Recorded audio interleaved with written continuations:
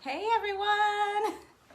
I'm here in Hollywood with Ted Live, and we are doing a live broadcast of Ted Live's podcast, Learning Not to Swear.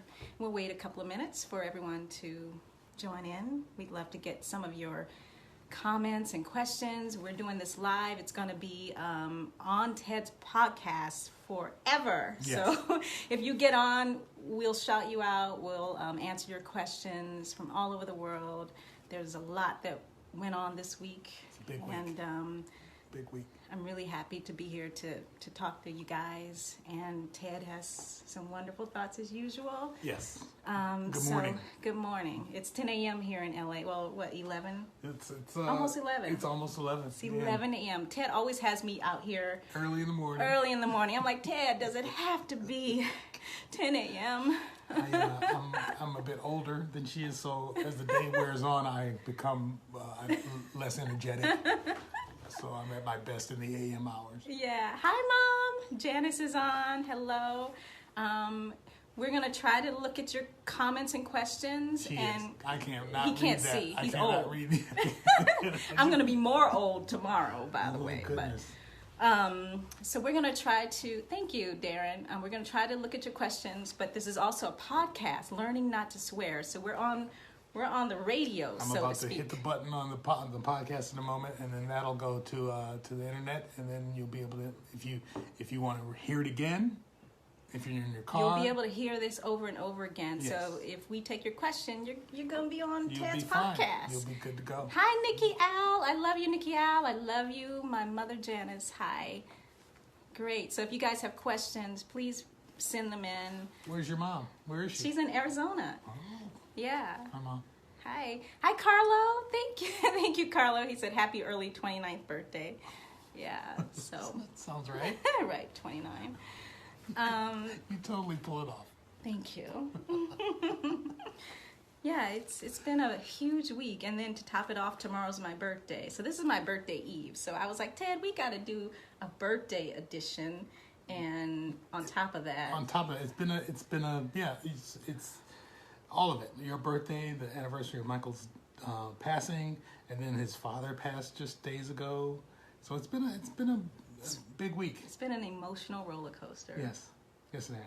All right, I'm gonna hit play here. Okay, Ted's gonna hit record on his podcast, so everything from here forward is going. Yes, I'm on do tape my forever. little So forever intro. hold our peace. Join us. It's never too late. Hi, welcome to Learning Not to Swear with Ted Light. I'm your host, Ted Light. This is the podcast where we talk about life and the challenges of life and the joy and the struggle and the rewards and just the constant digging to keep moving forward in life. Today I'm joined with Shana Mangatal, the lovely author of an actual book. I've always wanted to write a book, and she's done it. And she's not only has she done it, but she's done it about one of the most cherished characters in my whole existence, Michael Jackson. It's called Michael and Me. It's about her relationship with Michael, her rather secret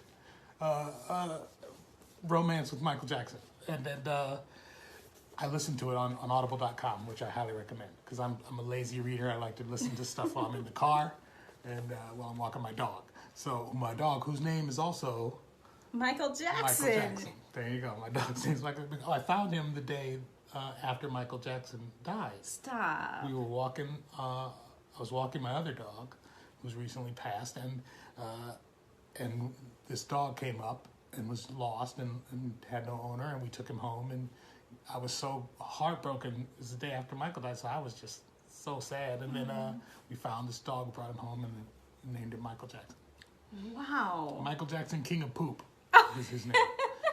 So, but he's a great dog. I met Michael Jackson earlier, and he was such a snob. Like, yes. He wouldn't even say hi to me. Yes, because he was a street dog. I think he was on the street for probably like 30 days, 40 days when we found him. He'd been lost. Aww. And so he's kind of skittish and standoffish. Aww. He barked at my wife for literally like 3 weeks.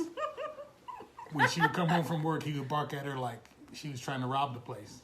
For 3 weeks. She had to sit him on the sofa and feed him treats for like an hour. No, for like an hour. Poor baby. Before he would stop barking at her. am obsessed with dogs. I'll just tell you that right now. Really? I don't have a dog of my own, but I just feel so connected to dogs because they're just so, they love unconditionally. Yes. And they're just so sweet, and I love dogs. I love them too. They're I want another one because I want a companion for Michael, but they're so much work. They just demand so much attention. That's true. They're like a child. They're like a small child. You gotta take care of them. So yeah. that's my wife. I'm saying I want a dog, and my wife's like, no, you stop saying that. You don't want a dog. I know you. You just gotta. And she's right. I'll be happy for like a day, and then I'll be like, God damn it, he won't leave me alone. But I want Michael to have a companion because I know when we all leave the house, he's sad. He's lonely because he's by himself. They have separation anxiety. They do. He's been very good. He hasn't chewed anything or done anything horrible. But yeah, I agree. I think that so. How old is he? Do you know? When we got him, Michael's been gone for 9 years or 8 years now. 9 years. Michael's been gone. So he's probably 10 then, because the vet said he was probably about a year old when we found him. Aww. So he's about 10 years old. So he's getting to be a cranky old man like me. But we still love you, Ted. Thank you. We love your crankiness. Well, it's my trademark. It's all I have going. So listen, let's talk about you a little bit. Let's talk about this book. So I listened to it, and you actually do the reading when I did the reading, the whole thing. What was that like? Was that grueling? You know, it's difficult. You think, okay, it's my book, it's my story, so it's going to be easy to read this. No. It's a whole nother talent that you need to be able to read an entire book on audio. How long did it take? You know, it only took a week. Only took a week. Yeah, it would have taken me at least 3 weeks. Well, the thing is when you're under contract, you're only being contracted to do it for a week, so you kind of have to get it done, no matter what. Okay. So I was really nervous. I was like, how am I going to do this? But you know, once you get into it, and if you listen to like the later chapters, I probably sound a little more comfortable than the earlier chapters because I noticed that. Yes. You noticed it? Settled in. Yeah, you settle in. You do. You settle in. You settle in. But it's all good. So how many hours a day? It was a long day. It was at least 8 hours every day for a week that we did this book, and it was just me in the studio alone, in a recording studio, reading my life. And it's crazy. You know, I had written the book, so you write it, but that's kind of a quiet process. You know, you're in your own head, in your own mind. But when you're saying these things out loud, it takes on a whole other meaning and emotion, and you're really reliving it, you know, for yourself when you're reading your life out loud. Yeah. It was a really surreal experience. So I'd love it if you guys I recommend it. Get the audio. But a lot of people, it's funny because most people that have written me have listened to it on the Audible.com version. Mm-hmm. Yeah. And I think that's like the thing now, Audible and Kindle. Yeah. More so than the hard copy book. My wife and I swear by Audible. You know, it's on our phones and we can download books, you know, all types of books. And if you're in traffic, I promise you, if you're in traffic, you'll be so thankful to have it. And if you're walking your dog or if you're just going out for exercise or walk, you know, you can listen to music, and music is great. But after a while, you know, how many times can you listen to, you know, music, the same type of music or whatever? So hearing different stories is just such a relief. And I recommend this book, and I recommend Audible.com. Thank you, Ted. I do. I recommend it. That means a lot.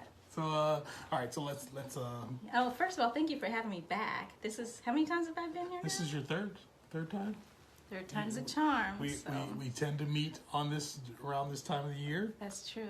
To discuss because I'm like a huge Michael Jackson fan. He is. I'm huge. My son's name is Jackson.